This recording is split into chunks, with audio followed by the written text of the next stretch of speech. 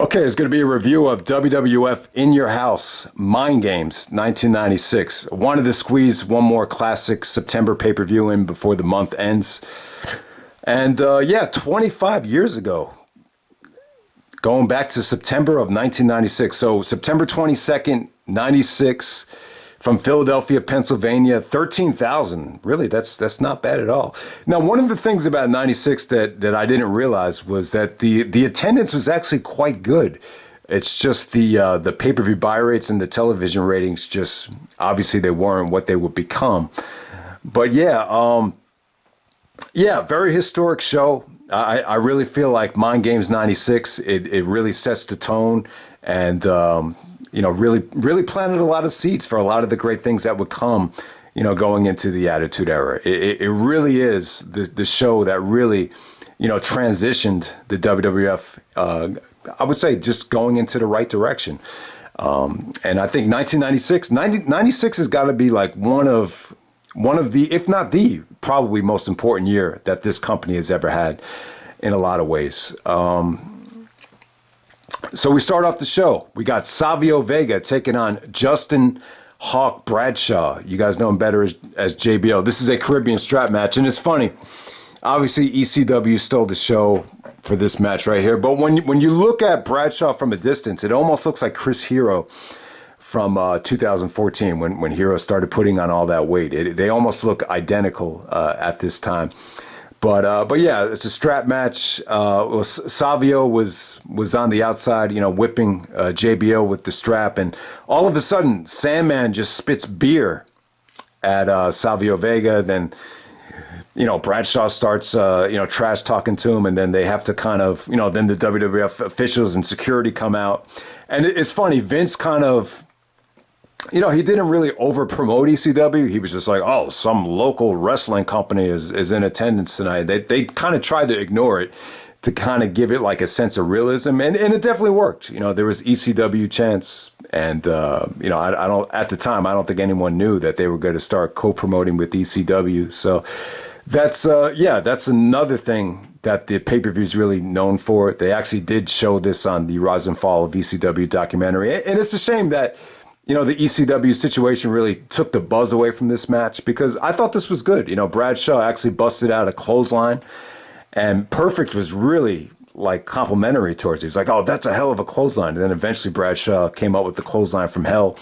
And yeah, Savio was just a good worker, man. This had some vicious strap shots, hard-hitting action. I thought the ending was pretty good. Bradshaw actually catapults Savio into the fourth turnbuckle. So Savio wins the Caribbean strap match. Just another really solid strap match from Savio Vega. He put over Austin in the Caribbean strap match back at the In Your House pay-per-view. I think it was Beware of Dog. And, this wasn't quite as good as the Austin match, but yeah, this was just a solid way to start off the show right here. I thought Savio was definitely one of the brighter spots of 1996. All right, so next up you got Jose Lethario, Shawn Michaels' manager, taking on Jim Cornette. This is kind of a continuation of the SummerSlam 1996 fiasco. So Jose basically beats up Jim Cornette in under a minute. Cornette selling an injury. I don't know why they booked this match. It definitely did feel like a waste of time. But, maybe that whole Vader-Michaels thing, it created such a buzz everywhere that they wanted to continue it in some fashion. But yeah, the interesting thing about this matchup right here is that, Cornette came clean and just said that Shawn Michaels hated working with Jose Lethario. He hated the whole idea, and he treated him like shit. And he obviously, it's well documented that Shawn Michaels treated Jim Cornette like shit. So it's just one of the things there. So yeah, if anyone hasn't seen it yet, definitely check out the Jim Cornette Buries the Universe on YouTube. It's just one of the most entertaining things you can do or watch. If you want to put on some background noise, it's just listen to Jim Cornette just bury people. But yeah, it's funny. Like one of the things in that YouTube video, they have Jim Cornette burying just different people, different topics, and one of them is actually rap music. And yeah, so it was just funny to hear Cornette's stance on how bad he hates rap. But it's funny because it made me think of Tupac, and I didn't even realize it. But September '96 is 25 years since the death of Tupac, and it just, I would just assume that maybe because of the 9/11 anniversary, the 20th anniversary of 9/11, I think a lot of people almost forgot that Tupac has been dead for 25 fucking years, which is incredible. Which is I still think Tupac is probably the greatest rapper of all time. But yeah, anyway, yeah. I don't know why they had Cornette on the show wrestling, but nowhere near as engaging as the Paul Heyman match from the Great American Bash of 1989. All right, so then we get the segment with Brian Pillman. So Pillman comes out, he teases the Bret Hart return. They show footage of Bret just saying he never committed to coming back this soon, and Owen comes out and he's kind of bad-mouthing Bret. So Owen and Pillman basically set up the whole Austin Bret match for Survivor Series 1996, and Austin comes out and talks about how it's a load of crap that Bret's the best there is, the best there was, the best there ever will be. Austin was basically saying that he's a better technical wrestler than Bret. So it was just funny, even going back to '96, that Austin was like being promoted as more of a mechanic, as he would say, or a technician. This is where Austin delivers the famous line: "If you put the letter S in front of the word Hitman, you got my exact opinion of Bret Hart." Yeah, a lot of shit jokes from Austin, but Austin cut a good promo here. I thought this was, it just showed a lot of attitude, and in some ways, I think the fans did get behind him to a degree, but nowhere near like the delivery that Austin would eventually, have in 2001. But still, like just. At the time, just had to be a breath of fresh air to wrestling fans like CM Punk. Obviously, some of you guys might know there's a famous picture of Punk and Austin in around this time from 1996, where Punk has like the bleach blonde punk rock haircut. But yeah, I love that segment. One of probably the second best thing on the show was the Brian Pillman segment. By the way, Pillman doesn't get enough credit too for this time. That whole situation with the gun. And, just Pillman's persona, it was just a breath of fresh air. And I know it's funny, like they, MJF and Pillman just had that match in AEW, and that promo in Cincinnati. MJF probably cut the promo of the month with Brian Pillman Jr. I just loved it. But yeah, let's move on with the show. Next up, you got the Smoking Guns coming out there with Mrs. 1996, Sunny, to take on Owen Hart and the British Bulldog. I thought the match was a lot of fun. I thought this was cool while it lasted. The fans really got behind Bulldog. Bulldog hit some really nice moves, the vertical suplex, the running power slam, as Billy Gunn was distracted as he was flirting with Sunny. Bulldog actually pins Bart Gunn, and Bulldog and Owen win the tag team championships. Sunny's throwing a fit. She calls the Smoking Guns fake cowboys, and she said, "I gave you guys everything. I gave you money. I gave you, whatever. I gave you everything that I had." And Vince was like, "Whoa," like kind of insinuating that she slept with both of them. It's just always funny to hear Vince's reactions to anything sexual. But yeah, they actually, Owen and Bulldog actually had a picture making fun of Sunny.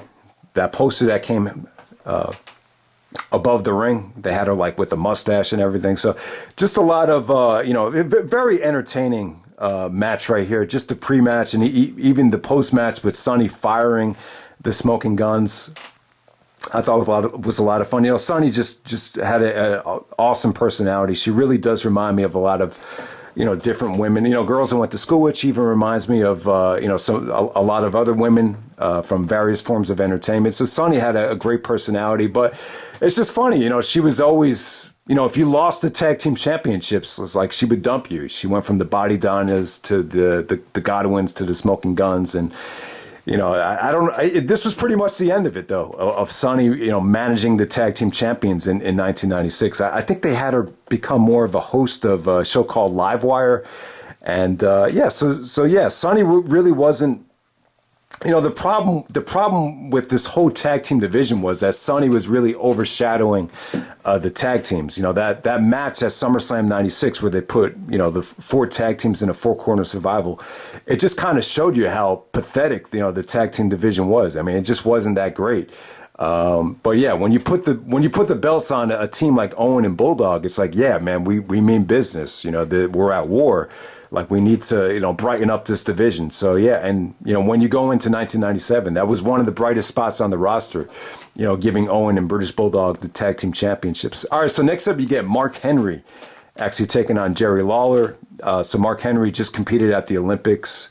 And it's funny, if Angle really wanted to, maybe this could have been Kurt Angle's first pay-per-view, but they actually signed Mark Henry to a huge contract, as he had the world's strongest man, had an impressive showing at the Olympics. And he actually comes out with the Kurt Angle attire, kind of wearing a singlet with the American flag on it. And, Jerry Lawler's basically clowning on him and, clowning on the Olympics. But Mark Henry goes over by submission. Yeah, I mean, hard to watch. Obviously, Mark Henry needed a lot of work. What really stood out is the post-match. You had the Rockers of Marty Jannetty and Al Snow coming out and just getting beaten up by Mark Henry. And then Triple H, as Hunter Hearst Helmsley, lo and behold, comes out and takes a gorilla press from Mark Henry over the top rope. So, yeah, I mean, the whole Triple H thing of him being punished, I think sometimes when you look back at this time, it feels a little bit overblown because he did win King of the Ring '97. But I think you have to keep in mind at that time, we're about 100 days removed from the Click incident. So I'm just saying, at that time, when Triple H is trying to get to sleep at night, there's still a lot of unknown. There's still a lot of, he still had to prove himself, and he's still kind of, swallowing shit or eating plates of shit, as he alluded to on the documentary. So just wanted to make that point about Triple H. Triple H actually did wrestle in a dark match against Jake Roberts after the pay-per-view was over. All right, so next up, you got The Undertaker taking on Goldust with Marlena. And yeah, I thought this was good stuff here. They had to keep it short. The bright spot here is that Taker finally got a clean victory over Goldust. You almost forget, but back in '96, Taker and Goldust had a lot of different pay-per-view matches. I think going back to May, going back to July, they would have they had a couple of matches that were ruined by Mankind, Mick Foley coming out from underneath the ring and attacking the Undertaker. So they never really officially got to settle it here. And but this is kind of they promoted this match like there had to be a winner. There had to be someone finally had to be victorious between Taker and Goldust. And you almost forget that this feud ever happened because, Undertaker and Mankind was so much better promoted than this. But yeah, good stuff between Taker and Goldust. The match felt a little bit rushed. Marlena was at ringside, very distracting.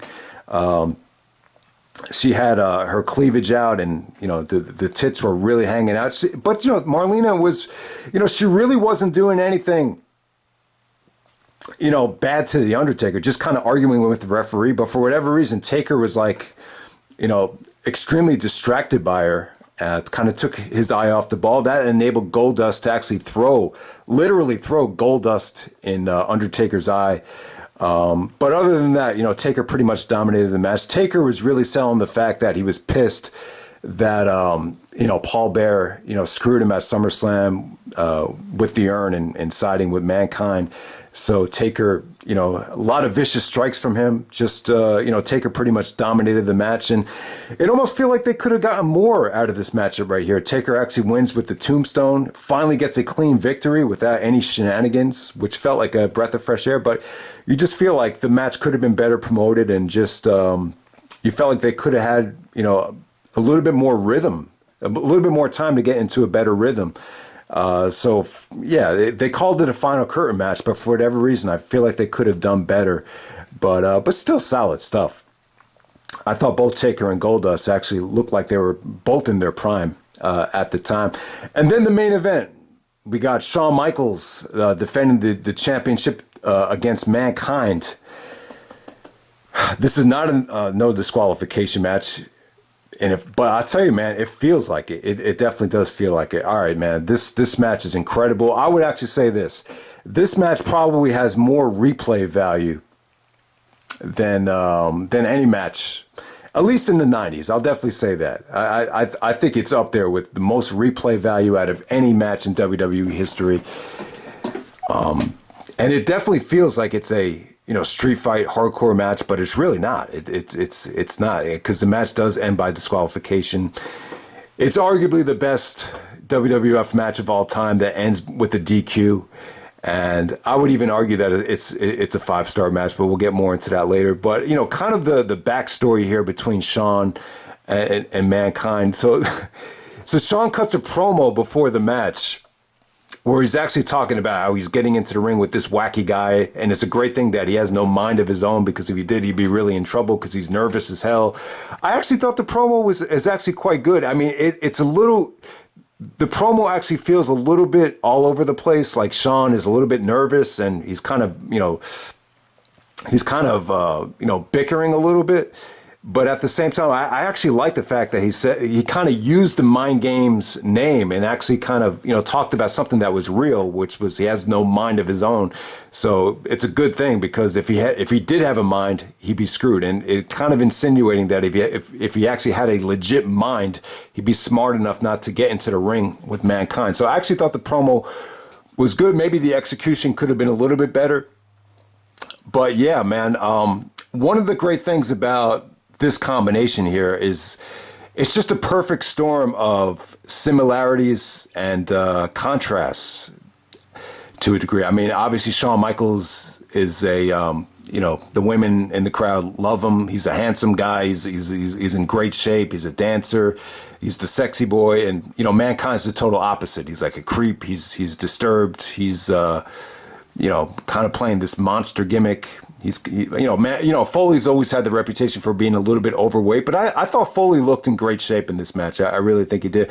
But the bottom line is, it's just a hell of a matchup with the similarities, but not the similarities, but the differences in both guys. But at the same time, I feel like there is a lot of similarities in terms of their mindset, where both guys really deserve a lot of credit for making wrestling more exciting. They were willing to take risks. They were willing to be dangerous, take different chances. Obviously, the first 2 Hell in the Cells, Shawn was in the first one, Foley was in the second one, and they were both monumental matches because of, what happened in those. And, they deserve a lot of credit for this groundbreaking style that was going on right here. So yeah, I just think the combination worked. Foley for years talked about that this was the best match of his career. Like he put this match over everything. And obviously Shawn talked about how he really needed this match because he wasn't a fan of and maybe he wasn't even prepared for it. Like the way Shawn was kind of forced into this whole goody two shoes, the boyhood dream. He basically said that he hated, playing that character. And he just felt like Vince really had watered him down, and he felt like he needed this edge and this opponent where he could really show an ass kicker side to him. In some ways, this was kind of like Shawn really experimenting with that attitude that he would find when he was part of Generation X. You could see a lot of it come out here. I thought the match was incredible. It just has a pace to it that's very unique. It doesn't feel slow at all, even though there is a lot of parts where Shawn is working over Mankind's body parts, working over the knee, working over the phalanges, the fingers to take away the mandible claw. What's really interesting here was this one spot. So we're coming off of the Vader fiasco, where a lot of people thought Shawn should have been punished for acting unprofessional, and a lot of people, took note of it. It was very noticeable that Shawn was angry with Vader for blowing a spot and threw a hissy fit about it. So, and this is one of the great things about being a fan. If you're, there's a lot of guys in WWF history, pro wrestling history, that are kind of stereotyped for, just being in it for the money, maybe going home after your match is over. But if you're a guy like Mick Foley, who loves the business and loves, it's just a fan. Eventually you can find ways to make your matches better. And there's no better example of, this situation right here. So, and I didn't even know this until, I think it was Shawn and Foley. They did a podcast with Edge and Christian a couple years ago. And Foley said to Shawn, he's like, it's pretty well documented that you got pissed, last month. So why don't we do something to actually make it look like you're actually angry with me? So it looked like Foley actually blew like a, cross body spot where he's supposed to follow Shawn to the other end of the ring. And Shawn was going to do a cross body. So Foley is actually not there. And then Shawn sprints to the other end of the ring and he's like, come on. And he starts like punching him. It just looked like Shawn was upset with him, and he starts just, punching him like he was upset about it. So I thought that was cool because I didn't even know it. And it actually fooled Tommy Dreamer as well. Dreamer actually said to Foley, he's like, did you, don't you think Shawn kind of acted like a dick out there? He's like, what are you talking about? He's like, well, that spot where he got upset. He's like, what, that was actually my idea. And then Dreamer's giving him like a fish hook, like, oh, you got me. So yeah, that was really cool. I mean, obviously, that's something that you didn't necessarily need to do, for the casual fans, but that was kind of like a little jab at the smart marks where like you got one over on them. So I thought that was pretty cool. I mean, just a lot of the creativity here, like Shawn, suplexing Foley into the steel steps, and him going ankle first, and him selling the ankle, then Shawn applying the figure four to work on the knees. I thought that was really cool. That suplex into the steel steps. I mean, really vicious, man. And, that's the great thing about Foley. I know these matches took years off of his life, but, it's just, I just thought he was, the fact that he's willing to take, that type of punishment, it just came off, so breathtaking, a lot of those spots. And, I mean, the list goes on and on here about the creativity. I mean, the other one that stands out is the other one when Shawn actually cross bodies Foley off the top rope and then puts the mat over him, that blue mat on the floor, and then starts stomping him. I thought that was like just one of those things that you've never seen anything like it. And obviously you have these situations where Foley's trying to hulk himself up by stabbing himself in the leg. So yeah, you have all that type of stuff. So Paul Bearer is actually out there as well. And so he played a huge part in the match. But, I would definitely say this is like the Pulp Fiction of wrestling matches. Like, the more and more you watch this match, you're always going to notice something different. And there's just certain things in this match that just, they just hit you in the face. And obviously the one that everyone remembers is the crossbody. So Foley actually moves the announce table closer to the ring, in the beginning of the match. But at the end, Foley gets upset because he can't put Michaels away. And this is like the only set of near falls that they had. Foley does a double arm DDT, then a tombstone, and then he actually goes for an Oklahoma roll. After those, Shawn kicks out of all three of them. He starts throwing a fit. Then Shawn actually finds himself up on the top rope.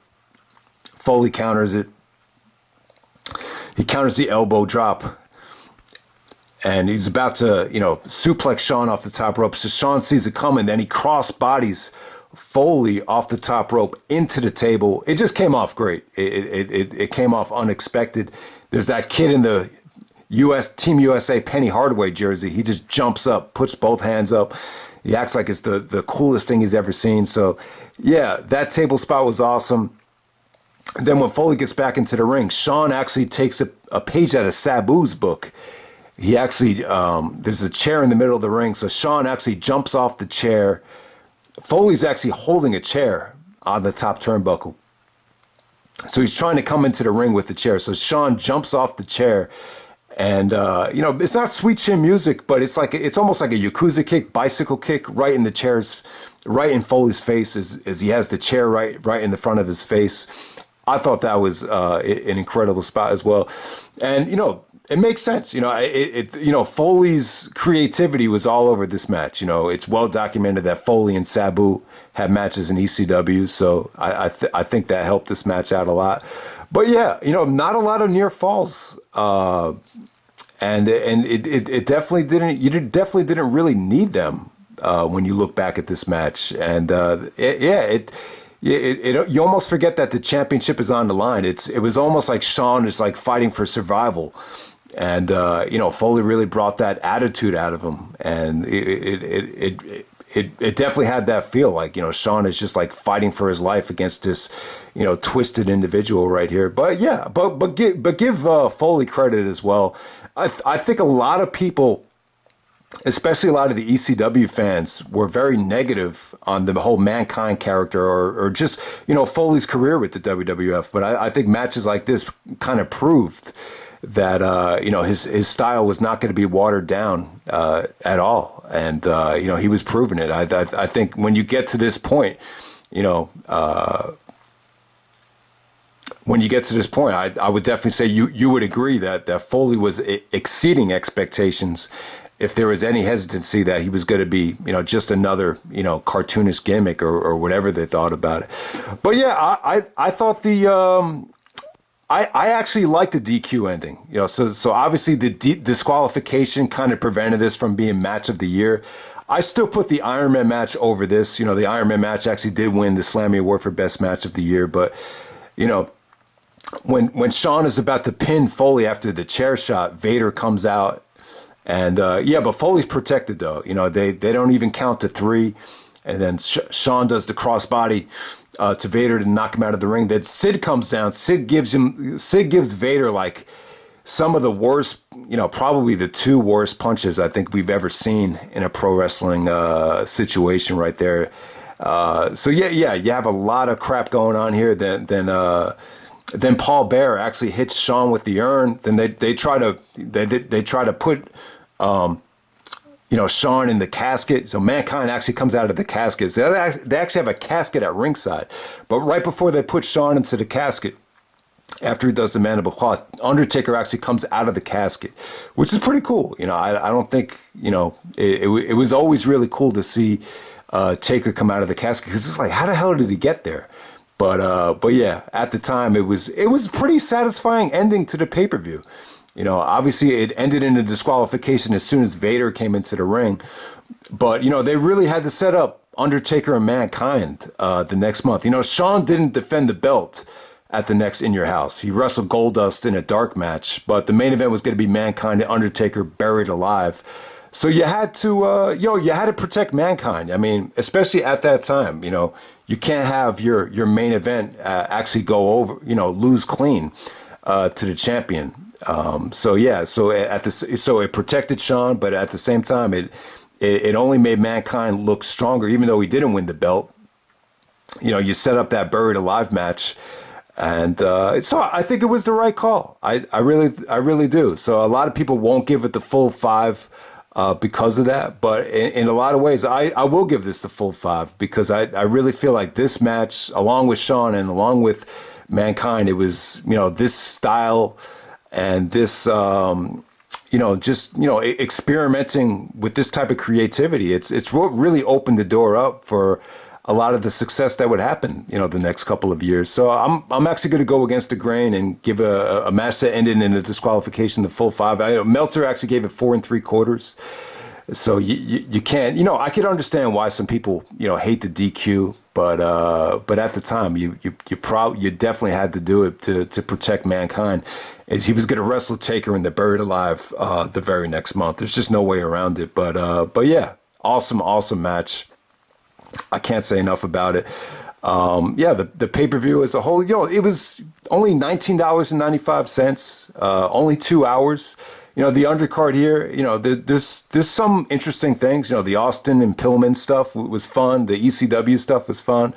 But other than that, it's just, this is, you could definitely argue that this is a one-match show. So that's Mind Games 1996. Hope you guys enjoyed the review, and I'm out. All right.